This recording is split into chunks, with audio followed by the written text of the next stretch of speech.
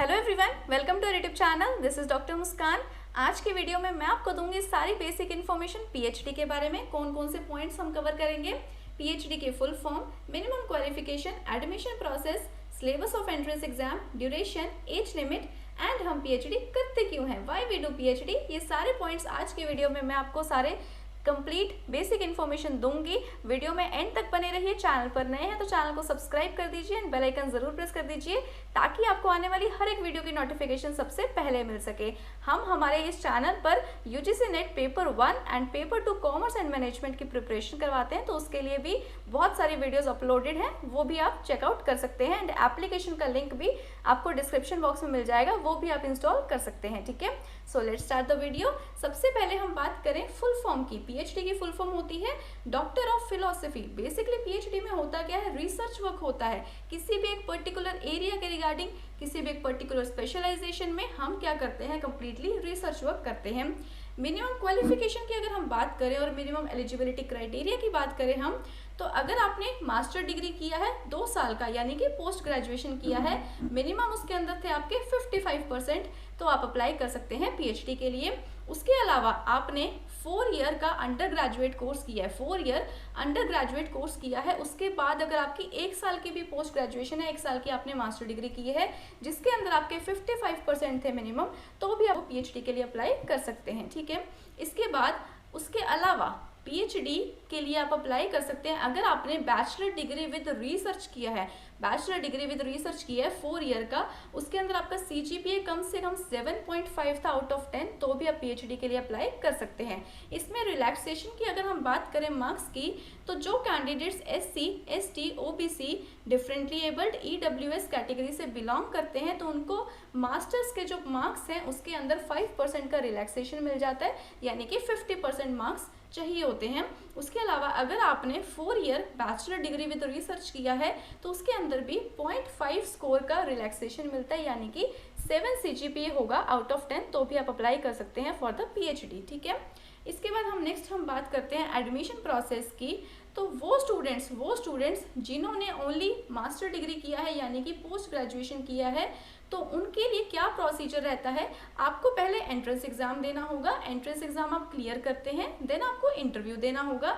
Interview clear करते हैं तो आपका एडमिशन हो जाएगा पीएचडी के अंदर। इंटरव्यू के अंदर आपको रिसर्च प्रपोजल भी सबमिट करना होता है, उसके ऊपर मैं अलग से वीडियो बना दूंगी। ठीक है, उसके अलावा जिन स्टूडेंट्स ने ऑलरेडी नेट या जेआरएफ क्लियर किया हुआ है, तो उनको अलग से कोई एंट्रेंस एग्जाम क्लियर करने की नीड नहीं होती है। उनका डायरेक्टली जो है वो एडमिशन इंटरव्यू बेसिस पर हो जाता है, ओनली उनको इंटरव्यू क्लियर करना होता है। ठीक है, तो ये कंप्लीटली रहेगा एडमिशन प्रोसेस। इसके अलावा इसमें मैं आपको एक और चीज़ मेंशन करना चाहूँगी, एक और पॉइंट, दैट इज जो टोटल नंबर ऑफ सीट्स होती हैं प्रेजेंट गाइडलाइंस के अकॉर्डिंग, जो टोटल नंबर ऑफ सीट्स हैं उनमें से 60% जो सीट्स रहती हैं वो उन स्टूडेंट्स के लिए रहती है जिनका नेट या जेआरएफ क्वालिफाई है, और उसके अलावा जो 40% सीट्स रहती हैं वो उन स्टूडेंट्स के लिए रहती हैं जिन्होंने ओनली मास्टर्स किया है, यानी कि जिनका अभी नेट या जेआरएफ क्वालिफाई नहीं है। ठीक है, तो ये एडमिशन प्रोसेस की बात होगी। उसके बाद सिलेबस की हम बात करें तो 50% जो आपके क्वेश्चंस पूछे जाते हैं वो रिसर्च से रिलेटेड पूछे जाते हैं या फिर स्टैट से रिलेटेड पूछे जाते हैं, एंड 50% जो क्वेश्चंस होते हैं वो आपका जो मेन सब्जेक्ट होता है, लाइक आपका कॉमर्स है या मैनेजमेंट है, जो भी आपका मेन सब्जेक्ट है उसके रिगार्डिंग क्वेश्चंस पूछे जाते हैं। Generally most of the universities में यही पैटर्न रहता है।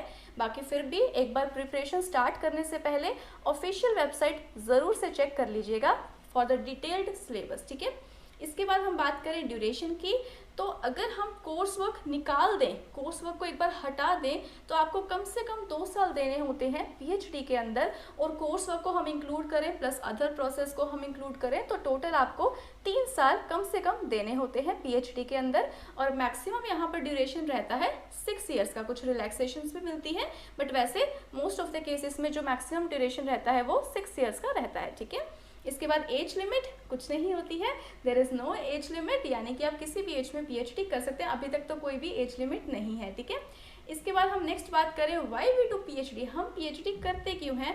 अगर आप जाना चाहते हैं टीचिंग लाइन में कॉलेज लेवल पर या फिर यूनिवर्सिटी लेवल पर आप पढ़ाना चाहते हैं, असिस्टेंट प्रोफेसर बनना चाहते हैं, तो आपको पीएचडी करनी होती है।